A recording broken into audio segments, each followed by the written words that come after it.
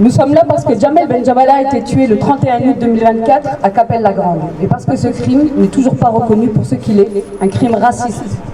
Jamel était un homme engagé, un homme utile, un homme respecté. Il a été assassiné par Jérôme de Cofour, militant d'extrême droite, membre des brigades françaises patriotes, proche d'Alliance France, un groupe néo-nazi.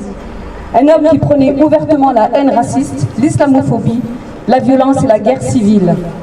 Ce soir-là, il n'y a aucune ambiguïté. Ce n'était pas un accident, ce n'était pas une rixe, c'était un assassinat raciste. Depuis ce jour, la famille de Jamel, avec à ses côtés le collectif Justice pour Jamel, la Maison des Potes avec Samuel Thomas, le président, et Maître Koné, avocat de la Maison des Potes, la Ligue des droits de l'homme, SOS Racisme, le MRAP, des élus, des citoyens, toutes celles et ceux qui refusent que le racisme tue en toute impunité, mènent un combat exemplaire pour la vérité et pour la justice. Nous avons été devant le tribunal de Dunkerque, nous avons été dans la rue, nous avons rendu hommage à Jamel, nous avons parlé, écrit, alerté, et que nous oppose la justice, le déni. Le parquet refuse toujours de qualifier ce crime raciste malgré l'évidence. Il refuse d'enquêter sur les groupes d'extrême droite qui ont recruté et nourri idéologiquement le meurtrier. Il refuse de reconnaître ses propres fautes passées. Le classement sans suite des plaintes pour injures racistes déposées par Jamel. Le silence sur la détention illégale d'armes par son agresseur. Pire encore, on refuse aux associations antiracistes le droit de se constituer partie civile. Au motif, il n'y aurait pas de crime raciste.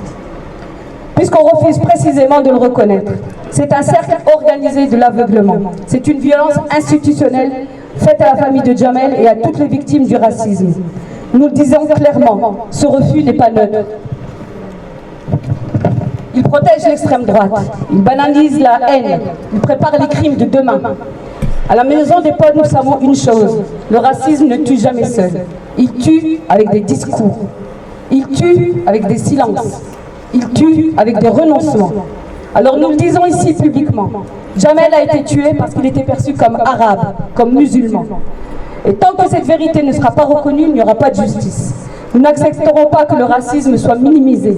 Nous n'accepterons pas que l'extrême droite violente soit couverte par l'inaction judiciaire. Nous n'accepterons pas que les victimes soient une seconde fois assassinées par le déni. La lutte antiraciste n'est pas une opinion. C'est un combat vital contre un système qui banalise la haine, protège l'extrême droite et laisse mourir en silence celles et ceux qu'elle désigne comme des cibles. Jamel, Hicham, Aboubakar, Ismaël et tant d'autres encore. Face au racisme, nous lutterons. Face à l'extrême droite, nous résisterons.